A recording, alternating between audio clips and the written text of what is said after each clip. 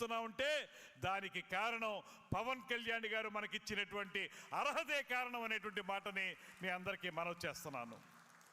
ఆయనే గనక సమయోచితమైనటువంటి నిర్ణయం తీసుకుని ఉండకపోతే, తగ్గి ఉండకపోతే, ఈ కూటమి ఏర్పడడానికి ఆయన సాయశక్తుల కృషి చేసి ఉండకపోతే మనందరం ఇవాళ ఇలాగా వేదిక మీద కూర్చున్న వాళ్ళం కానీ, ముందు కూర్చున్న వాళ్ళం కానీ, మనం ఎవ్వరం కూడా ఏ రకమైనటువంటి అధికారాన్ని పొందలేకపోయేవాళ్ళం. ఆయన చూపించిన మార్గం ఇవాళ ఇంతమందిని మనకి అధికారంలో భాగస్వాములు చేసే విధంగా అవకాశం కల్పించినటువంటి సందర్భాన్ని మనందరం గుర్తుపెట్టుకోవాలి.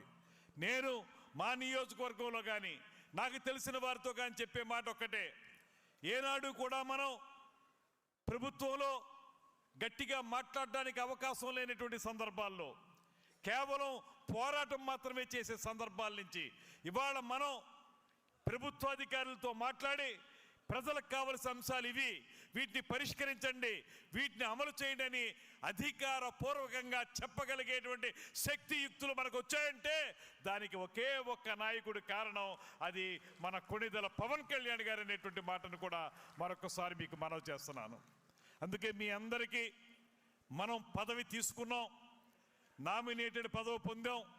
ఈ పదవి పొందిన తర్వాత పదవి అనేది అలంకారప్రాయం కాకూడదనేటువంటి మాటతోటి ఈ పదవి ద్వారా మనకి ఏ బాధ్యతలు సంక్రమించాయి, ఏ హక్కులు సంక్రమించాయి, హక్కుల్ని మనం ఎలాగ తీసుకోగలుగుతాం, దాంతోపాటు బాధ్యతలను కూడా తీసుకోవాల్సిన బాధ్యత మనందరి మీద ఉంది. ఆ బాధ్యత ఏంటంటే మన నాయకుడు మనకు నేర్పింది ప్రజలకి అవసరమైన కార్యక్రమాలను చేపట్టడంలో మన వంతు కర్తవ్యాన్ని మనం నిర్వహించాలనేటువంటి మాట. అందులో భాగంగానే ఇవాళ పదవిలో ఉన్నటువంటి ప్రతి ఒక్కరూ కూడా తమ తమ ప్రాంతాల్లో క్షేత్రస్థాయిలో ఏ రకమైన సమస్యలు ఉన్నాయో ఆ సమస్యల్ని పరిష్కరించడానికి ఏ విధమైనటువంటి కార్యాచరణతోటి ముందుకు వెళ్ళాలో ఆ అంశాలని మనకి దిశానిర్దేశం చేయడానికే ఈ కార్యక్రమాన్ని శ్రీ పవన్ కళ్యాణ్ గారు ఏర్పాటు చేశారనేటువంటి మాటని మీ అందరికీ మనవి చేస్తున్నాను. దీన్ని మనం ముందుకు తీసుకెళదాం. ఏ సదుద్దేశంతో అయితే, ఏ లక్ష్య సాధన కోసం అయితే మనల్ని అందరినీ కూడా వివిధ రకాల పదవుల్లో శ్రీ పవన్ కళ్యాణ్ గారు పెట్టారో ఆ పదవుల ద్వారా ప్రజలకి మంచి చేయడం ద్వారా, ప్రజా సంక్షేమం కోసం, ప్రజా అభివృద్ధి కోసం కృషి చేయాల్సినటువంటి బాధ్యతను గుర్తించడానికే ఈ కార్యక్రమాన్ని మనం ఏర్పాటు చేసుకున్నాం అనేటువంటి మాటని మనం చేస్తున్నాను. రాబోయే 3-4 సంవత్సరాల కాలంలో మీరు చేపట్టేటువంటి ప్రతి కార్యక్రమం కూడా పవన్ కళ్యాణ్ గారు మనకు ఆదేశించినటువంటి విధానాలు ఏవైతే ఉన్నాయో ఆ విధానాలకు లోబడే మనం పనిచేయాలి. ఆయన చెప్పినటువంటి మౌలిక సూత్రాలు కానివ్వండి, పార్టీ పెట్టినప్పుడు ఆయన ఆలోచించినటువంటి విధానాలు కానివ్వండి, వీటన్నిటినీ కూడా నిరంతరం మనం అధ్యయనం చేస్తూ, ఆకలింపు చేసుకుంటూ, వాటిని క్షేత్రస్థాయిలోకి తర్జుమా చేసుకుంటూ, అమలు చేసుకుంటూ ప్రజలందరి మనసుల్లో కూడా చిరస్థాయిగా నిలిచిపోయే విధంగా మనందరం కూడా ఎదగాలనేటువంటి మాట కోసమే ఇవాళ ఈ కార్యక్రమాన్ని మనం ఏర్పాటు చేసుకున్నాం.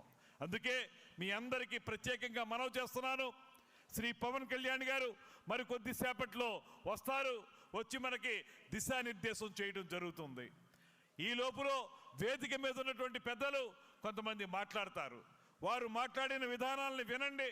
మీరందరూ కూడా పూర్తి స్థాయిలో మన పార్టీ యొక్క గొప్పదనాన్ని, మన పార్టీ లక్ష్యాల్ని పూర్తిగా ఆకలింపు చేసుకోవాల్సిన అవసరం ఉంది. ఇవాళ మనకు పదవి వచ్చిందంటే అంతో ఇంతో మనం అధికారపూర్వకంగా కొన్ని పనుల్ని శాసించి చేయించగలుగుతాం. ఆ శాసించే క్రమంలో మనం మాట్లాడే ప్రతి మాట కూడా ప్రజా సంక్షేమం కోసం మాత్రమే మాట్లాడాలనేటువంటి మాటను కూడా ఈ సందర్భంగా మీకు మనవి చేస్తున్నాను. దానికి సంబంధించే ఇవాళ మీ అందరికీ కూడా ప్రత్యేకమైనటువంటి మీ అందరికీ అభినందనలు తెలియజేస్తూ, మన డిప్యూటీ సీఎం గారు వచ్చిన తర్వాత వారు మాట్లాడే ముందు కొంతమంది పెద్దలు మాట్లాడతారు. వారందరికీ కూడా చిన్న సూచన, ఇవాళ మనకి ఈ కార్యక్రమం కేవలం మనందరం కూడా మన కర్తవ్యాలని, మన బాధ్యతల్ని ఏ రకంగా స్వీకరించాలి, ఏ రకంగా మనం వాటిని అమలు చేయాలన్న దాని గురించి పెట్టిన సమావేశం కనుక శ్రీ పవన్ కళ్యాణ్ గారు వచ్చిన తర్వాత వారు మన పార్టీ విషయాల మీద కానీ, ఇతరత్ర ప్రజా సంక్షేమ విషయాల మీద కానీ మనందరి చేత కూడా ప్రమాణం చేయిస్తారు. ఆ ప్రమాణాన్ని మనం మనఃపూర్తిగా దేవుడు సాక్షిగా వాటిని ప్రమాణం చేసి వాటిని రాబోయే రోజుల్లో అమలు చేయడానికి కృషి చేయాలనేటువంటి మాటని మరొకసారి తెలియజేసుకుంటూ, ఇవాళ ఎవరైతే ఈ వేదిక మీద మాట్లాడబోతున్నారో వారందరికీ 2-3 సూచనలు చేస్తాం. మీరందరూ కూడా మాట్లాడేది 2 నిమిషాల నుంచి 3 నిమిషాల లోపు మాత్రమే మాట్లాడాల్సినటువంటి అవసరం ఉంది. అంతటితో మీ ప్రసంగాన్ని ముగించాలి. 5:45కి మన డిప్యూటీ ముఖ్యమంత్రి గారు వస్తారు. వారు వచ్చే లోపల మనం కార్యక్రమాన్ని ముగించుకోవాలి. నేరుగా సబ్జెక్ట్లోకి వెళ్ళండి మాట్లాడేవారు. దాంట్లో వేదిక మీద ఉన్న వారందరినీ సంబోధించాల్సినటువంటి అవసరం లేదు. గత ప్రభుత్వంలో నాయకుడిగా కానీ కార్యకర్తగా కానీ మనం చేసినటువంటి పోరాటాలు కానీ మనం చేసినటువంటి ప్రజా ఉద్యమాలు కానీ ఏ రకంగా మనం చేసాం, ఏ రకంగా సమస్యల్ని పరిష్కరించడానికి కృషి చేసామనేటువంటి మాటని కొద్దిగా క్లుప్తంగా తెలియజేయండి. దాంతోపాటు పార్టీ కార్యక్రమాలని ఏ విధంగా ముందుకు తీసుకెళ్లాలనుకుంటున్నారు. గతంలో కార్యకర్తగా ఉన్నాం, నాయకుడిగా ఉన్నాం. ఇప్పుడు ఒక పదవీ బాధ్యతతో ఉన్నాం గనక ఒక పదవీ బాధ్యత స్వీకరించిన మనం ఏ రకంగా పార్టీ కార్యక్రమాలని విధానాలని ప్రజల్లోకి తీసుకెళ్లాలనేటువంటి మాటను కూడా మీరు ఆ మాట్లాడే దాంట్లో చెప్పండి. అదేవిధంగా ఈ మొత్తం ఏవైతే మనం పాయింట్స్ అనుకుంటున్నామో ఈ పాయింట్స్ యొక్క ఫ్రేమ్వర్క్ ఏదైతే ఉంటుందో దాంట్లోనే మనం ప్రసంగించాలి. అంతకుమించి ప్రసంగించద్దనేటువంటి మాటని సవినయంగా మనవి చేసుకుంటూ ప్రతి ఒక్కరూ కూడా 2-3 నిమిషాలు మాత్రమే మాట్లాడాల్సిందిగా అందరినీ కోరుకుంటూ, ముందుగా పెద్దలు మాజీ పార్లమెంటు సభ్యులు ప్రస్తుత శాసనసభ్యులు శ్రీ కొణతాల రామకృష్ణ గారిని మాట్లాడాల్సిందిగా కోరుతున్నాను.